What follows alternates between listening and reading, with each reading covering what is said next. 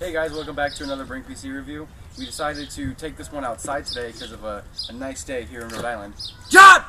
So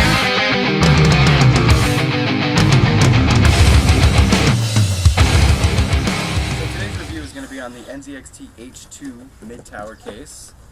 Here's the box that it came in. Professional computer case unboxer over here. The box is a little mangled from UPS, but it's still pretty magical. Comes with two huge styrofoam pieces that are very crummy, so be careful when you take it out unless you want your floor to be covered with crumbs. And let's get a close-up. Alright, so this is the front of the case. It has a brushed aluminum finish. Go ahead and peel this off. Serious? This is positively silly. Anyway, so that's the front of the case, and this is an opening door. And the purpose for this is the inside has sound dampening material, so you can keep your computer nice and quiet. Alright, so right behind this door, we have the magnet over here to close the door, and we have three 5 1/4 inch drive bays and two front intake fans that are included. Here's the 5 1/4 inch drive base. It comes off very easily with a little button, but putting it back in is not so easy.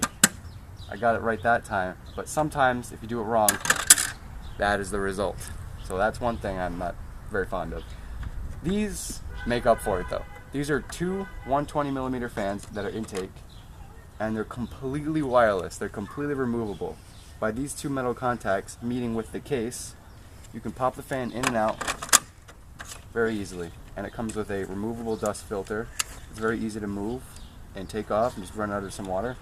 Now behind it, we have 8 3 1/4 inch drive bays, which also accept SSDs. So you could have 8 hard drives, 8 SSDs, or a mixed match of them. On the front, we have a click style power button, a click style reset, a 3-way fan controller, high, medium, low, 3 USB 2.0s, a USB 3.0 port, headphone and microphone. Now, it does not use an internal header for the USB 3. It's a pass-through through the back of the case over here. I'll show you a little bit more about that later. It has a hot swappable hard drive under this cover, which is a pretty nice feature. Just take your hard drive, pop it in. Come on, man. There we go. Then you can put the cover right back on top of it, which is a pretty nice feature. And at the top we have a removable cover for a 140mm fan with a mesh grill. Unfortunately, it does not accept 120mm fans, which is what I like to see. And this is held on by magnets, 4 magnets. It's really not the easiest thing to put back on. Starting from the top, we have 4 thumb screws, 2 on each side. We have a included 120mm fan, your I/O shield, 8 expansion slots. That's actually 7, excuse me. And we have 2 grommets for external cooling and an extra cutout. Here's the USB 3.0 pass-through, which if you don't even have a USB 3 on your case, you can just push this through. You have your power supply mount and a dust filter on the power supply. It's extremely long, and it's for the 120mm fan you can put inside and the power supply. So this is a bottom view of it, and we have many rubber feet to dampen the noise.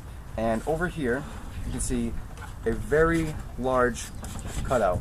This is so air at the bottom of the door, over here, can get air from the bottom for the fans so they don't suffocate. And there's some extra space on the top for it. And here's the dust filter. And over here is your model number and serial number. So behind the side panel, we have sound dampening material everywhere. Very squishy, and it also deadens sound extremely well.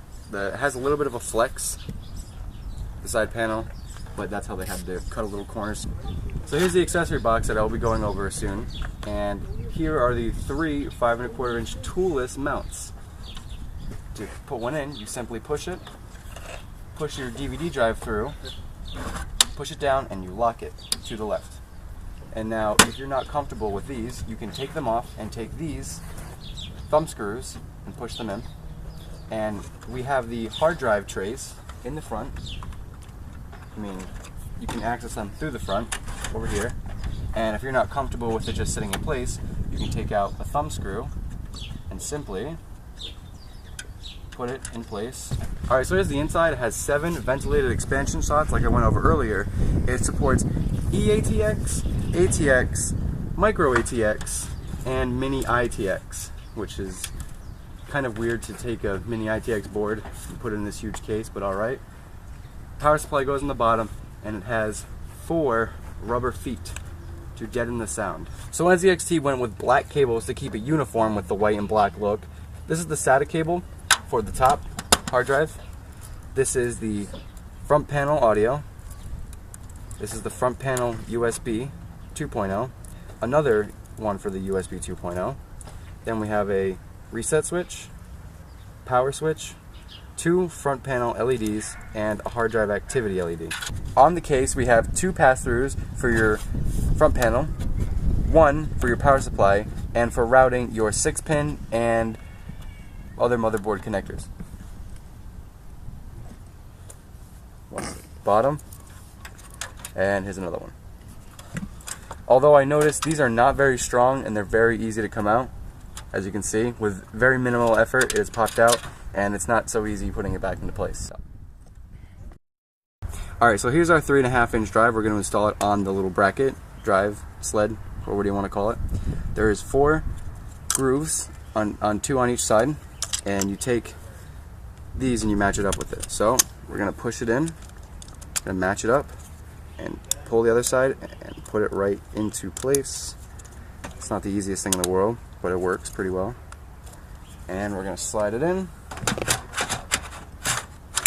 and now it's installed. Okay, so with the hard drive installed, the maximum video card length you can have is around 11 inches with a couple centimeters to spare. And without, we have around 12.5 inches, which I don't think there's a card on the market that's 12.5 inches, so that's good news. Now the maximum CPU cooler size you can have is around 7.5 inches tall, and I will put the conversions in the video. Okay, so we have exactly 1 inch behind the motherboard tray to keep your cables. Now while you can't really store them because they're going to be too thick, you can put them over here, which NZXT has generously put.